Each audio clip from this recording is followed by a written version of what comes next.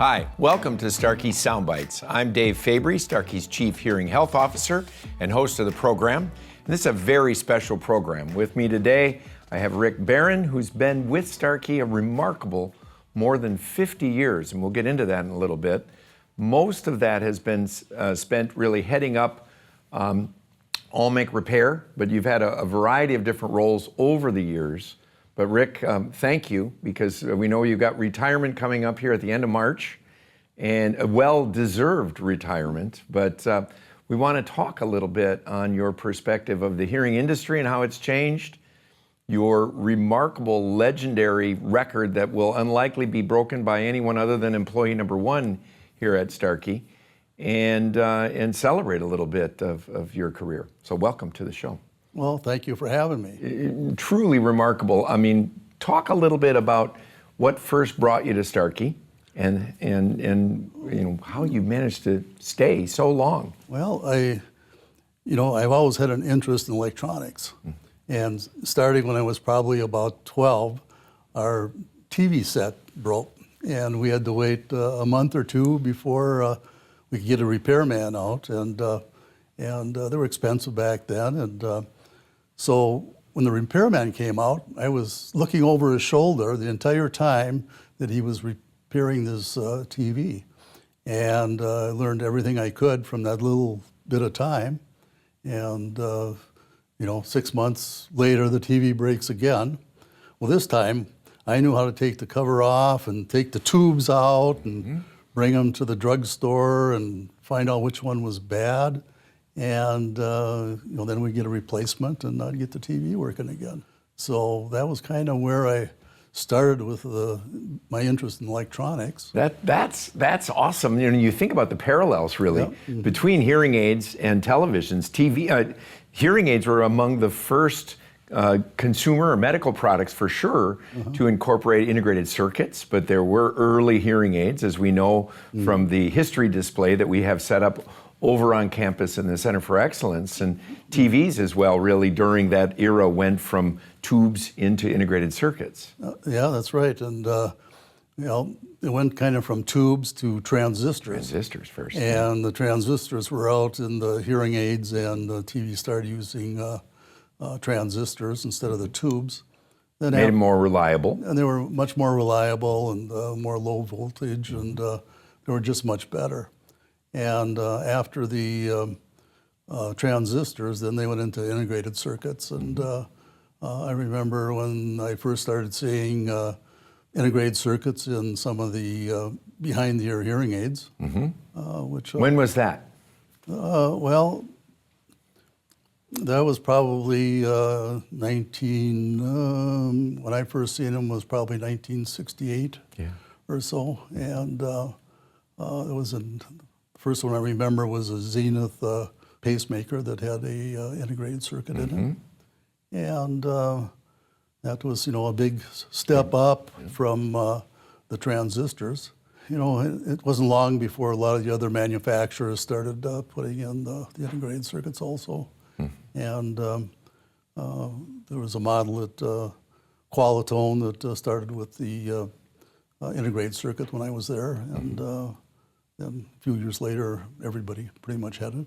Yeah, that's where my career went wrong then, because while you were busy looking at the repair guy when he came out and understanding how to put it back together, I only half-kiddingly like to say I was the remote control in my family, because my dad would say, change to channel 11 from channel 3, and I would have to get up and walk across and flip it, or anything that he wanted to turn the volume louder or softer. That was my job, but I didn't get deeper into the innards until much later in my career. Yeah, so that kind of started me with my interest in electronics, and after that, I had some electric classes in high school and stuff, and when I got done with high school, I went to electronics school. Okay.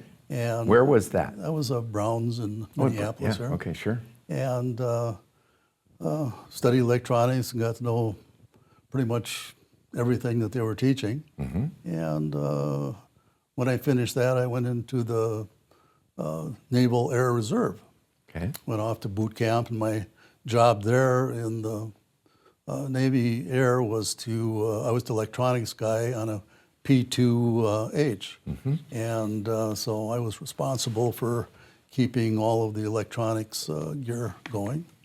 And I was a reservist in for 6 years. Then in 1968, after I got back from my basics, I went to work for Qualitone.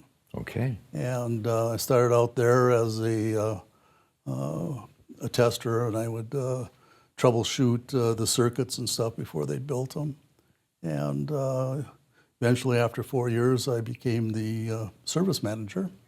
And I was then responsible for all of the Qualitone repairs.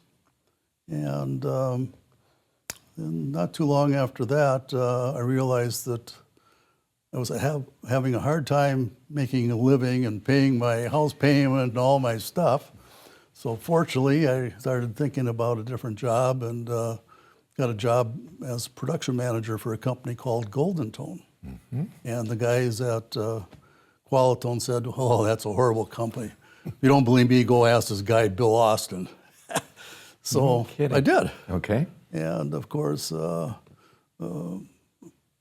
Bill talked me into coming to work for him. Was he in Golden Valley at that time, or had he been in Eden Prairie by then? No, we were on Excelsior Boulevard down in St. Louis Park. St. Louis Park. Okay, that's right. And he was, kind of getting started with this all-make repair. It was already going a little bit, and he was just a small, little tiny, two-room company compared to Qualitone, which was a great big company at the time. And Bill was full of energy and just wouldn't take no for an answer. Yep, that's Bill. And so I came to work for Starkey at that time, and that was 1972. 72. So that's 52 years. 52 years, but 57 in total. So you've been 5 years starting with Qualitone. Yeah, so it'll be 57 here in another couple months. Wow. And so anyhow, when I started with Bill, I remember my first day. I came in at 7 o'clock on the dot, and here's Bill. And he had one of those white smocks on, and he was laying on a table with the telephone talking to some dealers out east. And I'm thinking, well, he must have been here all night. I don't know. But in those days, he was full of energy. And still full of energy, but now I say he may not be the first one around, but he's definitely the last one to leave. Yeah, absolutely. And ever since I've known him, he's been the first one and the last one to leave. And so that's kind of, when I started. And, I remember one of the first hearing aids that I got to repair. It was an old Zenith Diplomat. Okay. And that was made in like 1955. Wow. Body aid, of course. Well, or was it over the ear? It was an over the ear, and it had a external receiver that fit. Okay. Yep. The bud. The button type receiver. Yep. And I struggled on that for hours, and I think I finally got it fixed. And so at that time, we were probably still one of the biggest repair shops in the country or in the world. There wasn't hardly anybody doing it. There was a couple one-man repair shops around the country, but not very much.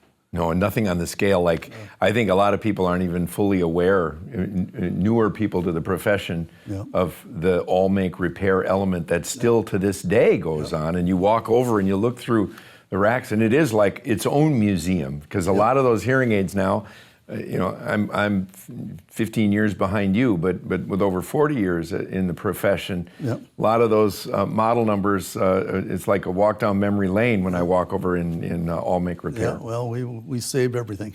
Yeah, it's crazy, and probably end up reusing a lot of that, in parts for devices that even come into this day. Yeah, and so we probably got by far the world's largest collection of hearing aids. I can't imagine anybody would have any more. No way. No way. Yeah. Back in those days, a lot of the manufacturers would only deal with their own dispensers. Sure. So if you weren't a Mako dispenser, they wouldn't fix the hearing aids for you. Right. And that's the way all the manufacturers were then.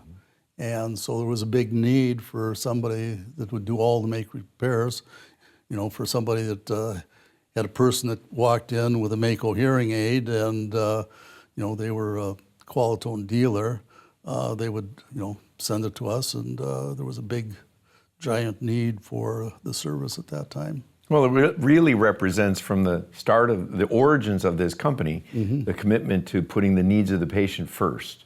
Oh, and absolutely. if they had a device that needed repair but otherwise was still in good working order or could be brought back into good working order, that to me is the essence of what I see Bill always championing. And then having someone like you with the experience to manage that and manage that massive library of all of these different components is pretty unusual, if not unique, as I say. And of course, Bill had some new ideas about the warranties and stuff. All the other companies were parts and labor, and Bill had just a flat fee. Send it in, and we'll repair it for that price. And unheard of, a flat fee and we put a warranty on it. And a warranty. Which was unheard of in the industry, and you look at what he did along with custom style and with trial periods, and hearing aids worthy of your consideration rather than what was the norm, which was try to sell it and get out of town. Yep. He was there, and then this whole idea and this whole other branch on the repairing anything, any make, and then warrantying it is crazy. So we had a good business going at that time, and really the only ones that really counted in that space. And so then you were with him when we moved in 1975 to Eden Prairie and brought what was, at the time probably seemed like a lot, but was pretty small by today's standards in terms of the components and things that you were already starting to accumulate. Yeah, and when he bought that building and we moved out there, we thought, what are we going to do with all this space? All this space, yeah. There's just a few of us sitting in a couple different areas in the building, and we had expediters that would roller skate from one area to another because it seemed like so far away, and and who would have thought that we would run out of space? We never did back at that time. It's been a fun ride, seeing everything change all the time, and all the growth that has happened with Starkey, and just absolutely amazing. Yeah, the values stayed the same, but the growth has been exponential. Probably in those days, like you said, the 60s leading into the 70s and 80s, Minnesota was often, only half kiddingly known as Deaf Valley because there were so many hearing aid companies that were based in or around the Twin Cities and down in Rochester. Telex was down there when I started at Mayo in the 80s, and now really there's 5 major companies that make up the global hearing aid market. But what was that like, seeing all of these companies and as I said, walking over through the center and reminding myself of some of the names that have existed during my career? What ones were, you mentioned Zenith.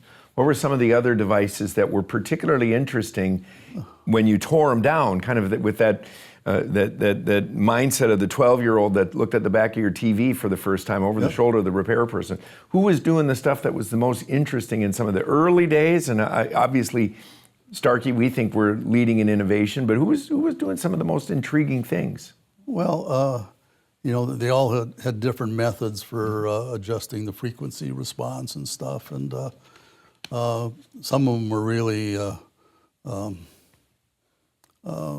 unusual.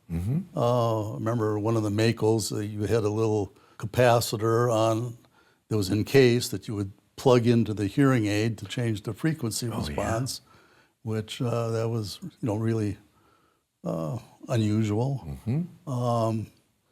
Acousticon, they had a ceramic board that was probably pretty high tech. It didn't work very good, but it was pretty high tech when I first seen it. And there was lot of optics that were pretty common back in the 50s and 60s, and hearing aids have come a long way since that. Yeah. And Did you repair and do you continue to repair eyeglass devices that would come in? Because certainly now we've seen a resurgence in interest. In Consumer Electronics Show in Vegas this year, it was all the rage that eyeglasses and hearing, go figure, that's a new thing, but sometimes past is prologue. We've seen for a long time eyeglass hearing aids. And when was the last time you had an eyeglass cross or bi-cross type device come in for repair? well, about 6 months ago. No kidding. Yeah, That recently. there's a nun down in Iowa. She's can't see and can't hear, and she's had a stroke and has limited dexterity on her one hand, and she likes the cross, and unfortunately the wires keep getting broken, and we keep fixing. She's got a couple pair, and we keep fixing them. She's one of the only few that I remember in the last few years that we've done, and we just got to keep helping her out. Well, that's amazing. Yeah. I really did not expect to hear in the last 6 months with because we haven't really seen them on the market for some time, but a remarkably good solution for picking up sound on one side and using a wire to route it over to the other side. It worked quite well, and you have the little tube that comes down to the ears, and it was a relatively innovative solution when it was introduced and survived for a long time. They had it in the VA. It was on contract for many years. Eyeglass hearing aids. We repaired tons of them. Yeah. Especially the optic bone conduction aids. Yep, that with the make contact with the mastoid behind there, so they had to be tight against the head. Yeah, we did 1 million of those. Yeah. What about as we saw the transition from analog devices? You mentioned the transition from tubes to transistors, then integrated circuits, and then moving into digitally programmable devices, which became available kind of mid-'90s, if my memory serves me correct. And early then '90s, yeah. And then ultimately digital. Has it gotten easier or more difficult to work on these? Well, when that happened, we I had to get computers for all my technicians so that they could do the programming and stuff, and it was difficult for the first few times we did it. Then we caught on real quick of what needs to be done, and it's been an improvement, especially when you get into the digital hearing aids, the sound processing, and the feedback cancelers, and all the little problems that we used to have have kind of gone away, and. Well, you don't think about many people today now, they take for granted with hearing aids that are programmed wirelessly. Those early digital devices, I always said it looked like we were drying spaghetti on the wall because you had different cables for every manufacturer. I can imagine in your shoes in all make, trying to find and keep those cables working. But then a lot of people take for granted that you were limited on the number of potentiometers that you could have to adjust the hearing aids. What was the maximum number of trim pots or potentiometers that you had on a BTE and on a custom device? Well, I think there was a Rexton that had like 8, and I don't remember what they all did, but there was like eight of them on there, and probably 4 on custom aids. Custom, yeah. The Manhattan circuit I know had 3 or 4, if I'm not mistaken, and that was an Argosy. Yeah, Argosy, yep. And so, fortunately, we don't see too many of those anymore. Yeah, by comparison now, it's really unlimited number of controls that a person can have, and more reliable because there's less. Those trim pots can wear out or short out, and moisture affects them a lot more than what we see now. So we're living in lap of luxury these days. Yeah, I think that the quality of the hearing aids has gotten so much better. Yeah, got rid of all those moving parts, and you have the feedback cancelers. Huge innovation, and Starkey was right at the forefront of that. Oh, absolutely. Yeah. And So they've gotten much better, and now the microphones are flex on flex strips that are don't have the wires running back and forth anymore, and the receivers on the RICs can be replaced in the office. Yeah, so much easier. And so it's gotten so much better. Well, and over the years, we talked about digitally programmable, and I remember some of the early digitally programmable devices had a little transistor that you put in the back of a remote control, and then the remote control itself would program the unit. An early Widex one, I remember, the Quattro, I think it was, that you had to plug in the chip, and then it went from being a remote to a programmer. Do you and have you repaired accessories like either the remote control or remote microphone and things like that? Oh yeah, yeah. Well, we still do a lot of that. Yeah. They need it repaired. You would send it in, we'll fix it. All make and all manner. Yeah. Well, Bill also, speaks obviously and has relied on you over the years to not only trust that you're going to run that all make repair lab, but I think also with regards to ideas and innovation. Do you have any patents that you have? No, I'm afraid not. Yeah, but you've participated, I know, in a lot of innovation over the years in terms of... over the years, we've had a lot of the engineers come down and wanted to look at what the competitor products look like, and so we've helped them out with that and find... they're always asking what's the best wax protection. Yeah, mouse traps and wax guards are two things that are people are never quite satisfied with the solution, and they're always looking for an improvement. Yeah, and get a new engineer in here, and that's the first thing they want to do is improve that. Well, and one of the things I know that quietly you've assisted a lot of people, including myself with, and Achin Bomick, our CTO, who became a licensed dispenser just in the last couple of years. And you've established a kit from some of the repairs that you've done of defective devices. Because one of the things that when people are going to get licensed is they have to learn how to troubleshoot hearing aids. And so quietly you've sort of amassed this little kit that people can use to troubleshoot hearing aids that are defective or partially defective. Yeah, we've had a lot of people request that, a lot of dealers, if they have a new dispenser that is going to go get licensed, that they've asked for a kit, and we'll help them out and put something together for them and help them the best we can. Yeah, and so now here you sit, 57 years in your career, 52 with Starkey. So you've already set the date at the end of March that you're planning on transitioning into the next stage. What does that next stage look like? You're going to be doing TV repairs now, throwback? Well, probably can't really repair them as much anymore. Yeah, they're kind of throwaway now, but my wife's been putting together a honey-do list for the last 52 years. So she's got a whole list of things for me to do.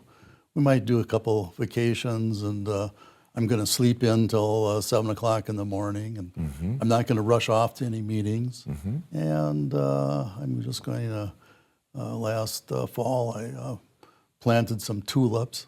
So in April, I'm going to watch them grow. And in Minnesota, it's like they pop and they're gorgeous, but for about a week or two, and then it's over, and then you wait till the next year. But. Yeah, so I'm just going to try to enjoy life and try to stay healthy, and let's play a little golf. You're a golfer? Well, kind of. I think so. Yeah. Other people might not think so, but I enjoy that and play as much of that as I can. Well, I'm really asking for a friend, because I think as we all get to that point, I mean, how fortunate and what kind of advice would you have for someone that you were able to find a career at the same organization? I mean, you don't hear people working for more than 50 years, much less 20 years with the same company.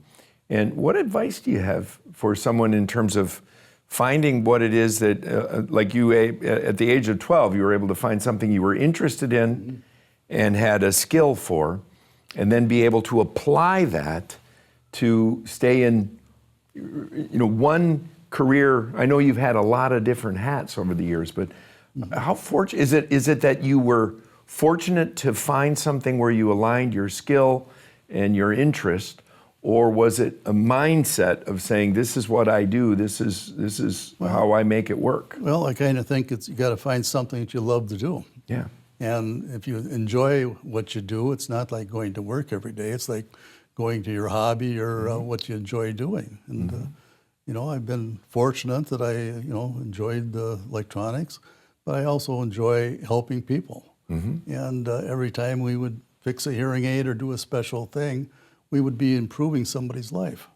And that's kind of gets you right here when you know that you help somebody improve. Well, even that nun that you mentioned, you remember her and you know what you're making a difference in her life. Did you ever at any point in your career have an interest in getting licensed as a dispenser, to go that one additional step from working on and bringing some of these devices back to life or keeping them going, and actually then, it's only one step there. You already got the caring, you already got the passion, you're taking care of people, to doing it.